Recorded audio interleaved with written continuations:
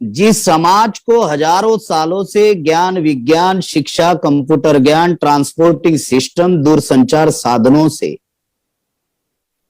जिनको हजारों सालों से वंचित रखा, वो समाज संविधान की वजह से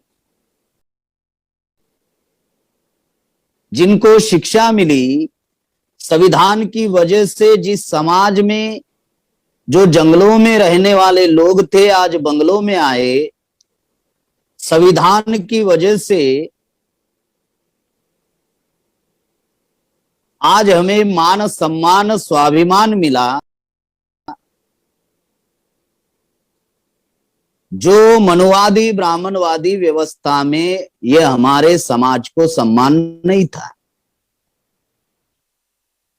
ये समाज साधन और संसाधनों का निर्माण ना करे, ये दूसरी जो डर है दुश्मन को। पहला डर कि निरंतर जागृति ताकि संगठित शक्ति का निर्माण ना हो,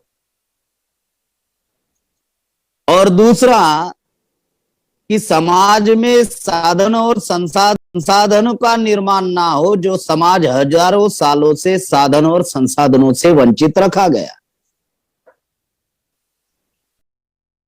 और इसीलिए समाज में विचारधारा में वो लोग मिलावट करते हैं,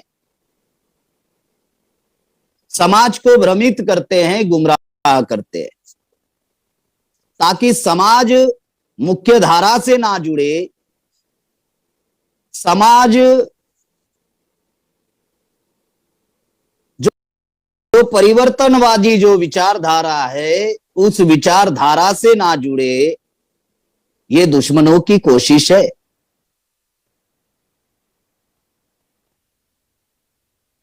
प्राचीन काल में हमारे समाज के लोगों को, जो हमारे समाज में महापुरुष पैदा हुए, जो क्रांतिकारी पैदा हुए, उनको राक्षस कहा गया।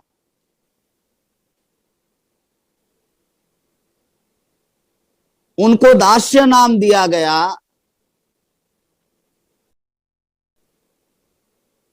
उनको अलग अलग नामों से इतिहास में लिखा गया ताकि लोग उनका इतिहास ना पढ़े।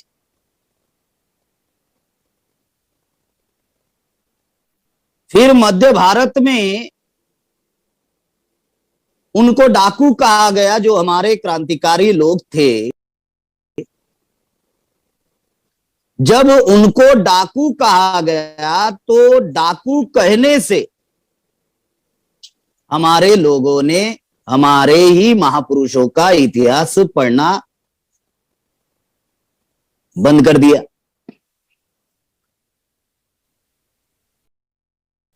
जो लड़ाकू कौम है, जो मार्शल कौम है, जो परिवर्तन लाने वाली कौम है,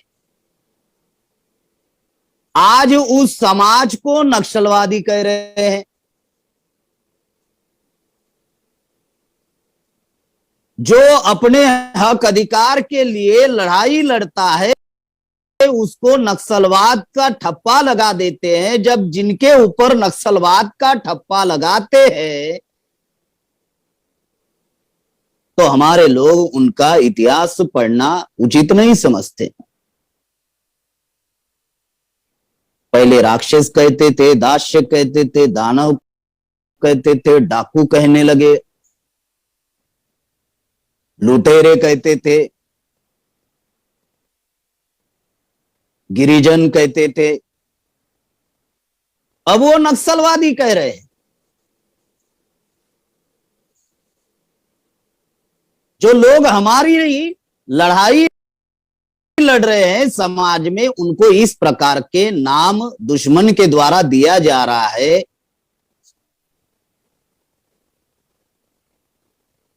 इतना ही नहीं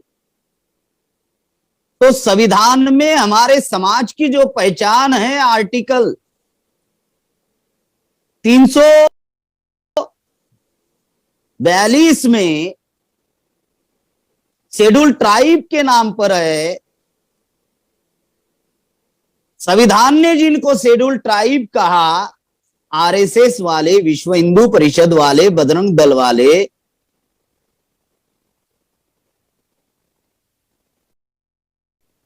उस समाज में जाकर उनका हिंदूकरण कर रहे हैं, उनका ब्राह्मणीकरण कर रहे हैं। हालांकि संविधान आदिवासियों को हिंदू नहीं मानता, हिंदू कोड बिल आदिवासियों को लागू नहीं, शारदा एक्ट आदिवासियों को लागू नहीं, मैरिज एक्ट आदिवासियों को लागू नहीं।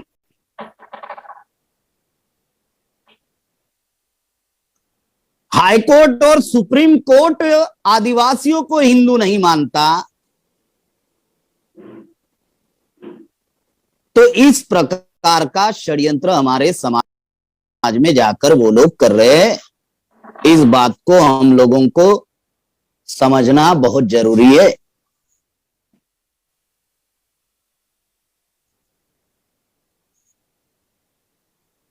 आज वर्तमान में जो परिवर्तनवादी जो विचारधारा पूरे देश भर में चल रही है,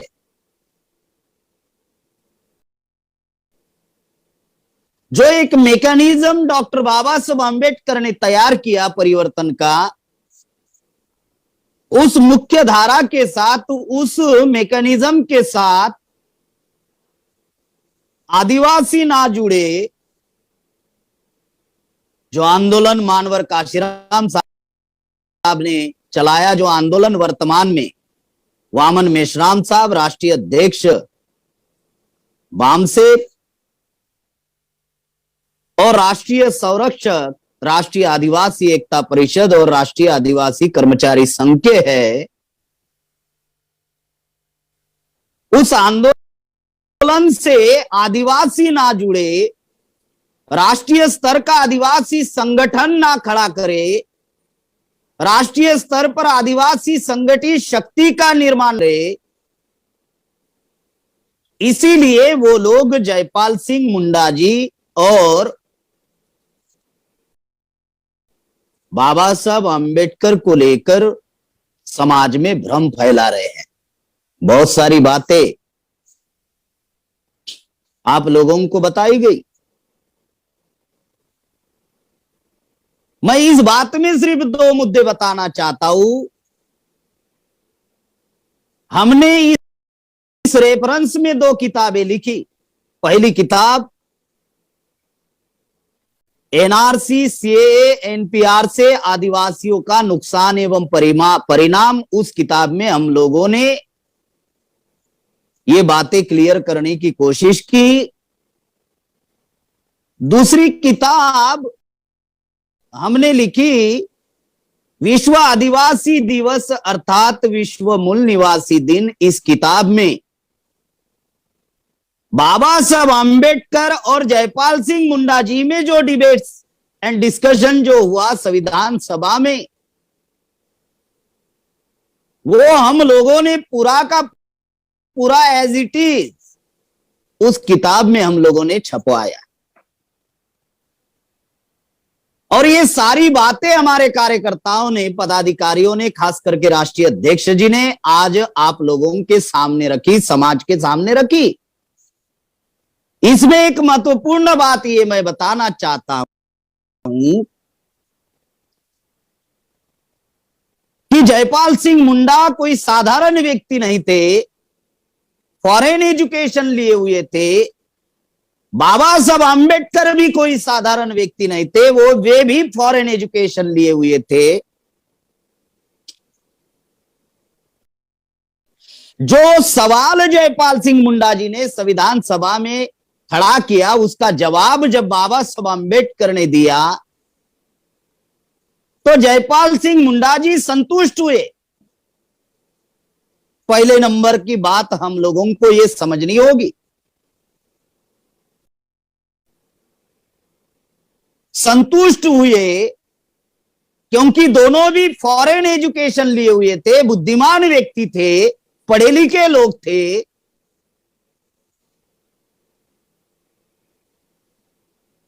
और कोई भी प्रति सवाल जयपाल सिंह मुंडा जी ने बाबा साहब आंबेडकर को पूछा नहीं ऑन रिकॉर्ड। इस बात से ये बात साबित होती है कि अगर जयपाल सिंह मुंडा जी ने जो सवाल खड़ा किया था आदिवासी शब्द को लेकर,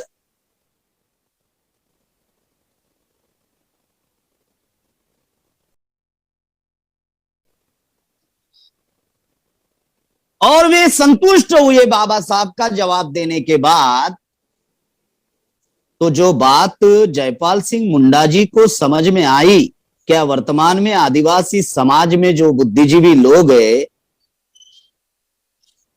मेरा ये सवाल है उन लोगों को, क्या वे जयपाल सिंह मुंडा जी से और बाबा साहब अंबेडकर से ज्यादा बुद्धिमान है क्या? अगर जयपाल सिंह मुंडा जी अगर प्रति सवाल खड़े नहीं कह रहे हैं, मैं उस बात को लेकर कुछ रेफरेंस आप लोगों के सामने रखना चाहता हूं, ताकि हमारे समाज को ये बात पता चले। बहुत महत्वपूर्ण बात है जो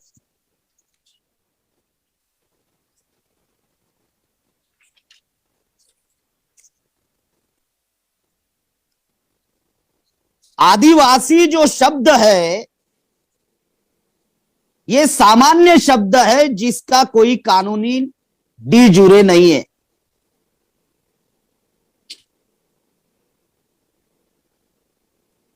डी जुरे ये इटालिक शब्द है। इस इटालिक अंग्रेजी शब्द का अर्थ होता है इसका कोई कानूनी मायने नहीं है। जैसे किसान नाम की कोई जाति नहीं है, जैसे किसान नाम का कोई व्यक्ति नहीं है, जो खेती करता है उसको किसान कहा जाता है।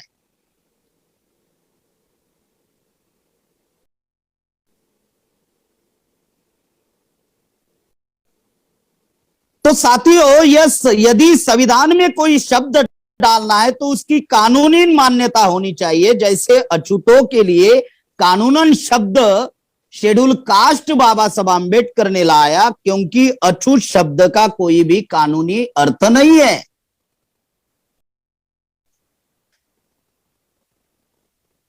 आदिवासी ये समाज प्रचलित शब्द है। इस बात को ध्यान में रखते हुए आर्टिकल 342 में जो उनकी व्याख्या की गई कि जो एजुकेशनली बैकवर्ड, जो सोशली बैकवर्ड, जिनमें ट्राइबल ट्रेड के गुण है, जिनमें डिस्ट्रिक्ट कल्चर है, जिनमें टेरिटोरियल पोजीशन है, ऐसे लोगों को, ट्राइबल ट्रेड के लोगों को जो समाज प्रचलित शब्द है आदिवासी, वो शब्द कहा गया। एक समाज प्रचलित शब्द होता है, एक कानूनन मान्यता प्राप्त शब्द होता है। उस बात को ध्यान में रखते हुए ये शब्द संविधान में डाला गया, जिससे जयपाल सिंह मुंडा जी संतुष्ट हुए। दूसरा, आदिवासी सामान्य शब्द होने की वजह से आदिवासियों के नाम पर कोई भी अलग प्रवर्ग के लोग भी आदिवासियों के हक अधिकार को छीन सकते हैं, घुसपैठ का प्रयास हो सकता है, गैर आदिवासी आदिवासी के नाम का फायदा ले सकते हैं, क्योंकि आदिवासी सामान्य शब्द होने की वजह से और उसकी कानूनी मान्यता ना होने की वजह से ऐसा हो सकता है। इस वजह से शेड्यूल ट्राइब ये शब्द संविधान में डाला गया।